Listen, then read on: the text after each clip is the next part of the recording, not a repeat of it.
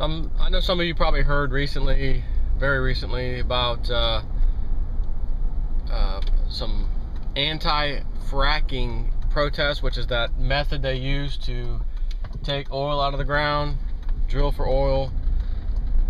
It's called fracking, and as part of that process, they have to use enormous amounts of water out of the ground, which usually is right close by where they're drilling for oil, as part of the process to get the oil out of the ground, to dig the well and all that. And in doing so, again, uses a massive amount of water in the process. But it's this new technology the oil companies love. It's cheaper, it's faster, you know, that whole story. But also part of the process is using these nasty chemicals with fracking. And that stuff can seep easily, and does seep back into the water table. So there's a group of people in Canada, which I believe have some type of Indian background, as in, like, you know, Native American, that kind of Indian. I don't know the exact tribe, but they mentioned it on the YouTube video where they said no, they were protesting the work site in which Shell Oil Company had opened up to start getting ready for the fracking process. Of course, the police were called in to forcefully disperse the people that did not want fracking. Their claim, the people's claim, is that, you know, we live on this land, we're peaceful people, we don't think we want you guys around here with that nasty chemical stuff going into the ground, into the water table, as well as sucking our aquifers dry, basically, in this area, in order to do fracking. We have a right to not want that or allow that, because you're essentially taking our water source, you're taking our natural resource from us. Now, naturally, the government automatically, this is in Canada, pretty much like the US, government has sided with Shell Oil Company, of course. You know, quick look surprise there. And I'm watching the video of these protesters, and about, I don't know, half a dozen or so police cars were set on fire. It got out of control. 40 people were arrested, yada, yada, yada. And I thought, as I'm watching all this, and I see the police, I see the fires burning, I see the protests, and at first glance you think, oh, that's in, you know, some other part of the world, Middle East, you know, some Muslim protest, something, you know, maybe Greek austerity measure or something, you know, I don't know. But even then, I don't think we had, you know, half a dozen cop cars on fire. But it started to remind me of what I used to see in videos years ago in Iraq. And then it all started kind of clicking for me, started making sense. Why did we go to Iraq in the first place? Well, Nicholas Rockefeller, through Aaron Russo, has said the whole reason 9/11 happened, we're going to be running these oil pipelines through the Caspian Sea, and those places are in our way, so we're taking them out. That is what he told Aaron Russo, filmmaker who has since died of cancer. Matter of fact, died abruptly of cancer after releasing that interview, by the way, which is interesting. And I don't think it takes a genius to figure out we're there for the oil. As soon as Obama said, oh, I'm going to be removing our, you know, we're taking the troops out of Iraq, that's going to be one of my campaign promises that I'm going to do. And it sure as hell took him a while to get that done. However, we didn't leave. We have a massive base there. We've got an embassy. We've got it all still there. But I recall reading an article, hearing it on the news, that Shell Gas Oil Company and another one, it may have been Exxon, have just made a deal with the Iraqi authorities. They've got basically the primo land as far as oil is concerned. And they've got those contracts now. So it was interesting to me that it was either 24 to 48 hours, one or the other. 24 to 48 hours had went by from that announcement.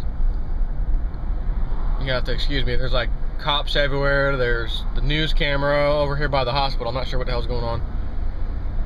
But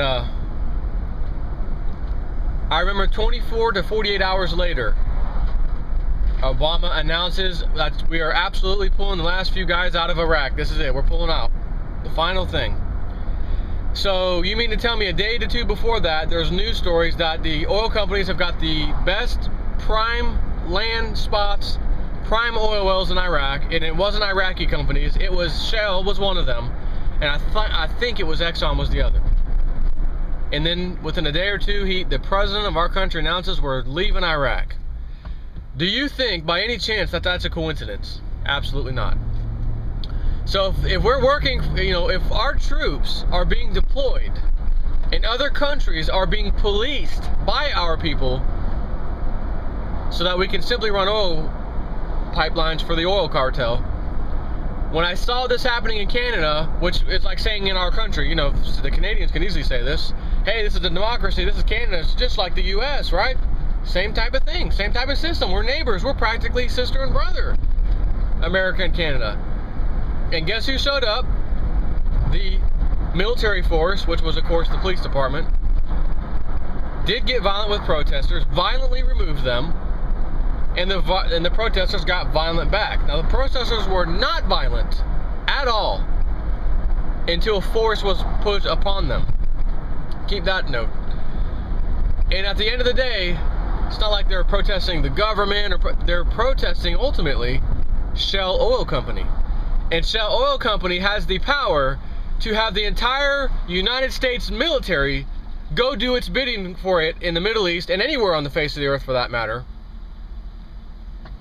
So sure as hell, in Canada, this little piddly group of former Indian people will stand no chance against Shell.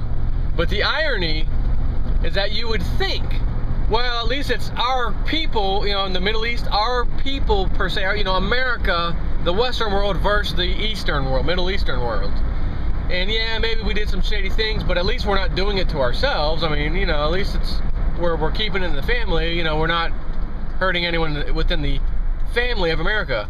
That's not the case, because with this whole thing just now in Canada, you have the local Canadian police force attacking, forcefully removing the local citizenry, all of whom which are Canadian citizens, and all under the guise of, well, we're just enforcing the law, of course. Oh, just enforcing the law, just doing our job. And the politicians have, of course, sold out to BP, Shell, Exxon, you name it. And that's why there's not a chance in hell these protesters are going to do anything about it. I will say this. I would love nothing more than the Canadian officials to understand that, well, these people mean business. Let's go ahead and look into this again before we allow fracking. Let's double check this, and let's really think if there's not a better solution. I really hope that happens. But based on everything that I've seen over the last several years of my life, I don't think there's a chance in hell. The corporations, the military industrial complex, the pharmaceutical industrial complex, the food industrial complex, now the oil cartel industrial complex, whatever. There's no chance they're just going to throw in the towel right now. What I hope happens is that enough people wake up and start supporting these little, group of 40, 50, however many people showed up. And there's literally thousands standing in line, arm to arm, saying, now call the police department to remove us. Good luck. Again, that's probably not going to happen because most people don't even have a clue that it happened in the first place. The news media doesn't want to report stuff like that. If they do, it's a very little small blurb and then it's out of the way. We don't want to talk about it again. And off to more important things, such as Miley Cyrus twerking again. Which I don't think she did, but I'm going to say that. Pretend it's new breaking news. Now that's important. People wanting to keep their land, their water, the clean food, clean water, that's not important. What's important is this young little Disney whatever show star, Hannah Montana, cute little girl who has now become the slut of another Disney production. First we have Britney Spears. Now we've got this girl. There's been other ones. I mean, for God's sakes. Now that's news. This other stuff, that's not news. That's not important. Don't worry about it. Go back to sleep. Take care.